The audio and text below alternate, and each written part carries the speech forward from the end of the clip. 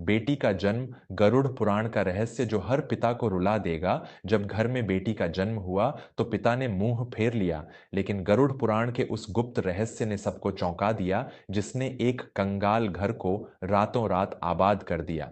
नमस्कार दोस्तों, मैं हूं विवेक वर्मा और वर्मा स्टोरीज के इस नए अध्याय में आपका हृदय से स्वागत है। हमारे समाज में आज भी जब किसी के घर बेटे का जन्म होता है तो थालियां पीटी जाती हैं, मिठाइयां बांटी जाती हैं और ढोल नगाड़ों की गूंज से पूरा मोहल्ला जाग उठता है।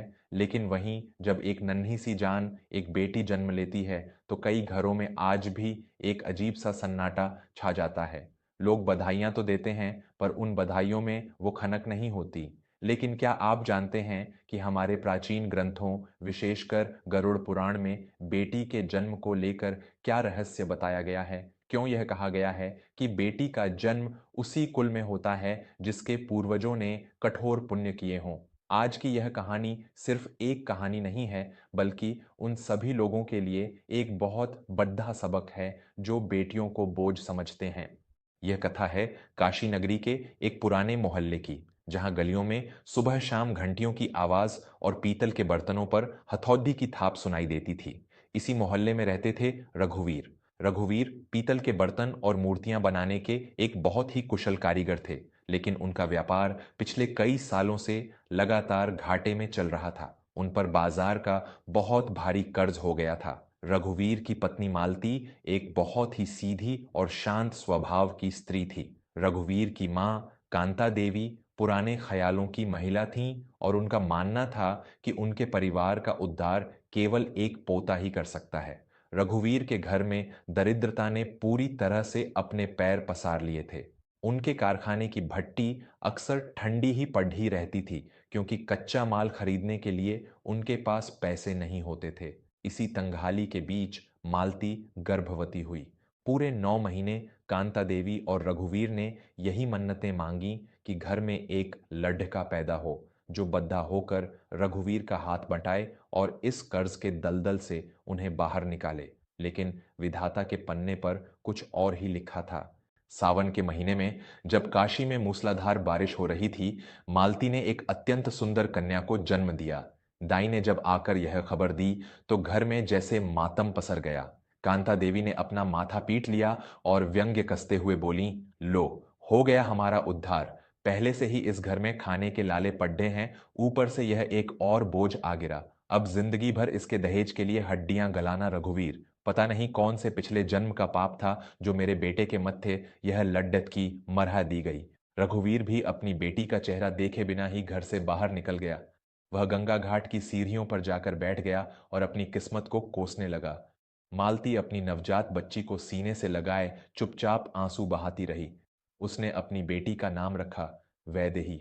लेकिन दोस्तों, विधाता का खेल कोई नहीं समझ सकता। वैदेही के जन्म के ठीक तीसरे दिन रघुवीर के कारखाने में शहर के एक बहुत बड्ढे व्यापारी आए। उन्होंने रघुवीर के पुराने बनाए हुए कुछ पीतल के कलश देखे और उन्हें वो इतने पसंद आए कि उन्होंने तुरंत रघुवीर को एक बहुत बड़ा ठेका दे दिया और पेशगी के तौर पर एक मोटी रकम रघुवीर के हाथों में रख दी। यह रकम इतनी थी कि रघुवीर का सारा पुराना कर्ज चुकता हो सकता था और कारखाने की भट्टी फिर से धधक सकती थी। रघुवीर खुशी से फूला नहीं समाया। उसने इसे अपना भाग्य माना, लेकिन उसने एक बार भी यह नहीं सोचा कि यह भाग्य उस नन्ही वैदेही के कदमों के साथ इस घर में प्रवेश कर चुका है। समय का चक्र घूमता रहा। रघुवीर का व्यापार दिन दूनी रात चौगुनी तरक्की करने लगा। उसने एक नया कारखाना खोल लिया। जब वैदेही 3 साल की हुई तब मालती ने एक पुत्र को जन्म दिया। इस बार घर में वो जश्न मना जो पूरे मोहल्ले ने कभी नहीं देखा था। लडचके का नाम रखा गया शौर्य। शौर्य के आने के बाद वैदेही जैसे उस घर में एक अदृश्य वस्तु बनकर रह गई। रघुवीर और कांता देवी का सारा प्रेम, सारी सुख सुविधाएं केवल शौर्य के लिए थीं। वैदेही के लिए हमेशा पुरानी किताबें, पुराने कपड़े और बस घर का कामकाज होता था। लेकिन वैदेही के मन में कभी कोई द्वेष नहीं आया। वह सुबह सबसे पहले उठती, पूरे घर के लिए चाय बनाती, दादी के पैर दबाती और फिर स्कूल चली जाती। स्कूल से लौटकर वह सीधा अपने पिता के कारखाने में जाती और वहां कारीगरों को पीतल पर नक्काशी करते हुए घंटों निहारती रहती। उसे मूर्तियों की आंखों में भाव उकेरना और पीतल की चादरों पर फूल पत्तियां बनाना बहुत आकर्षित करता था। जब कारीगर चले जाते तो वैदेही चुपके से उनके छौधे हुए टुकड़ों पर छैनी और हथौड़ी से अपनी कला का अभ्यास करती। रघुवीर ने कभी वैदेही की इस कला की तरफ ध्यान ही नहीं दिया। उनका पूरा ध्यान तो शौर्य पर था, जिसे उन्होंने कभी किसी चीज की कमी नहीं होने दी। शौर्य जब बद्धा हुआ तो अत्यधिक लाड्य प्यार ने उसे बिगाड़ दिया था। उसे न तो पढ़ाई में कोई रुचि थी और न ही पिता के व्यापार में। उसे बस दोस्तों के साथ घूमना, पैसे उड़ाना और मौज मस्ती करना पसंद था। रघुवीर उसे हमेशा यह कहकर बचा लेते थे कि लड्ढे का है, थोड़ा समय लगेगा, लेकिन एक दिन सब सीख जाएगा। लेकिन यह अंधा प्रेम रघुवीर को बहुत भारी पड़ने वाला था। शौर्य की दोस्ती शहर के कुछ गलत लोगों से हो गई थी। उन लोगों ने शौर्य को जुए की लत लगा दी। एक रात जब पूरा घर सो रहा था, शौर्य ने पिता की तिजोरी से कारखाने के सारे कागजात और बची हुई सारी नकदी चुरा ली। उसने वह सारा पैसा जुए में हार दिया और डर के मारे कारखाने के कागजात शहर के सबसे बड़े सूदखोर भवानी शंकर के पास गिरवी रखकर वहां से भाग गया। अगली सुबह जब यह सच्चाई रघुवीर के सामने आई तो उनके पैरों तले जमीन खिसक गई। जिस बेटे के लिए उन्होंने अपनी पूरी जिंदगी लगा दी, जिस बेटे को उन्होंने अपने बुढ़ापे का सहारा माना था, वही बेटा उन्हें सडीडी डिहैक पर छोड़ डिहा कर भाग गया था। यह सदमा रघुवीर बर्दाश्त नहीं कर पाए। उन्हें लकवा मार गया और उनका आधा शरीर सुन्न पड्डी दिएच गया। भवानी शंकर के गुंडों ने कारखाने पर ताला लगा दिया और घर खाली करने का नोटिस दे दिया। कांता देवी, जो हमेशा शौर्य की बलैयां लेती थीं, आज पत्थर की मूरत बनी बैठी थीं। मालती का रो रो कर बुरा हाल था। ऐसा लग रहा था जैसे रघुवीर का पूरा संसार एक झटके में भस्म हो गया हो। इस घोर अंधकार में जब घर का हर सदस्य टूट चुका था, तब वो सामने आई जिसे जीवन भर केवल तिरस्कार मिला था, वैदेही।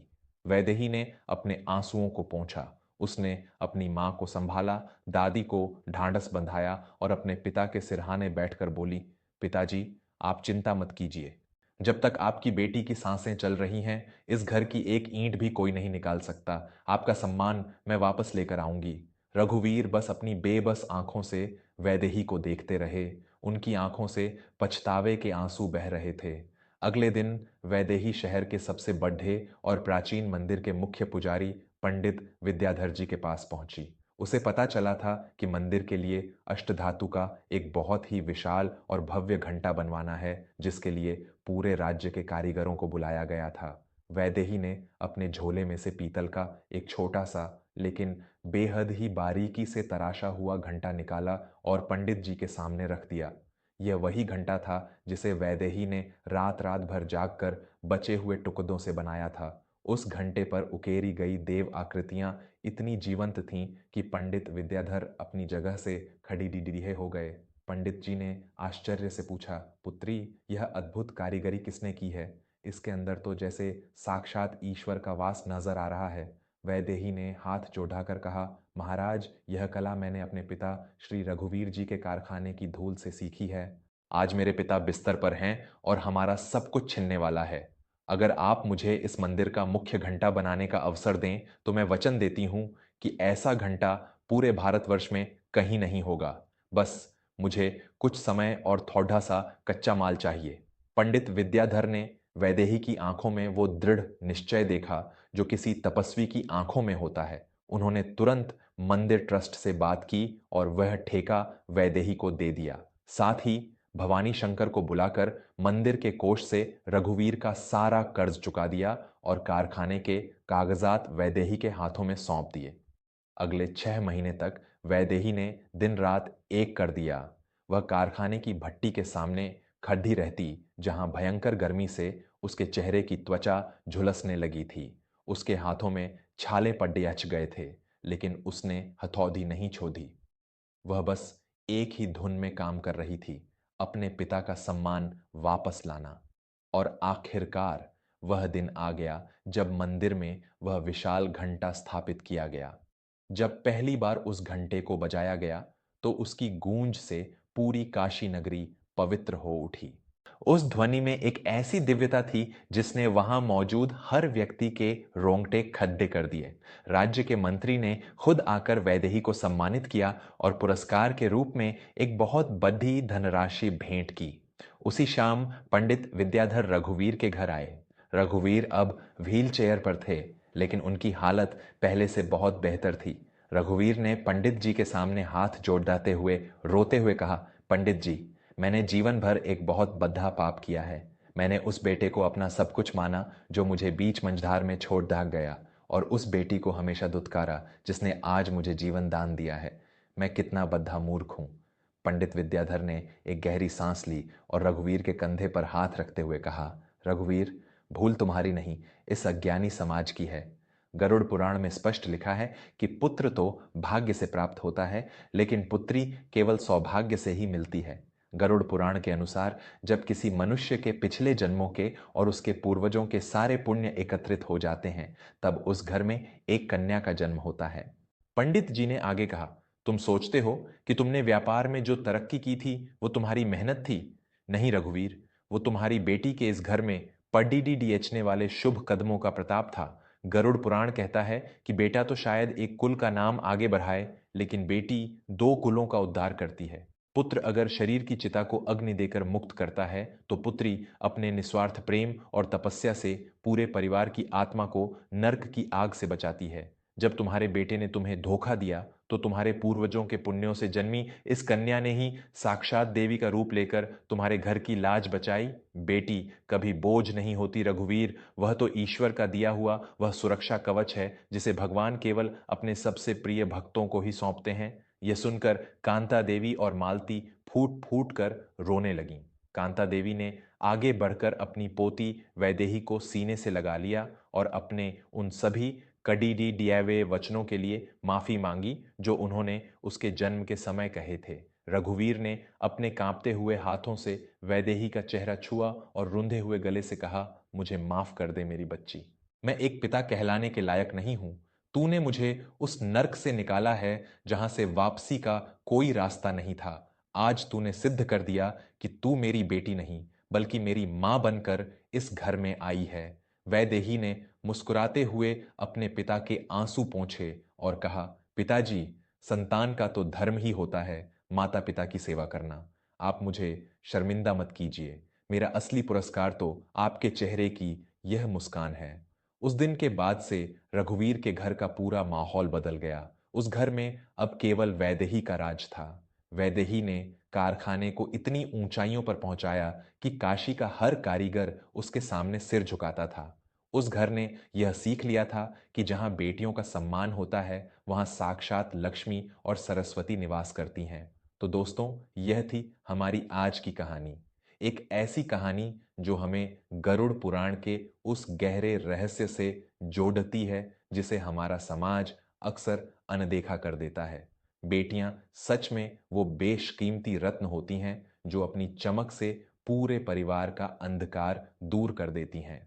अगर आपके घर में भी बेटी है तो उस पर गर्व कीजिए, क्योंकि ईश्वर ने आपको एक बहुत बड़ा सौभाग्य दिया है। मैं हूं विवेक वर्मा। आपको यह कहानी कैसी लगी और गरुड़ पुराण के इस विचार पर आपकी क्या राय है, यह मुझे नीचे कमेंट्स में लिखकर जरूर बताइएगा। और हां, अगर यह कहानी आपके दिल को छू गई हो तो इसे अपने दोस्तों और परिवार के साथ साझा करना न भूलें। वर्मा स्टोरीज से जुड़े रहने के लिए आपका बहुत बहुत धन्यवाद। मिलते हैं अगली बार एक और नई और भावपूर्ण कहानी के साथ। तब तक अपना और अपनी बेटियों का खूब ख्याल रखें। नमस्कार।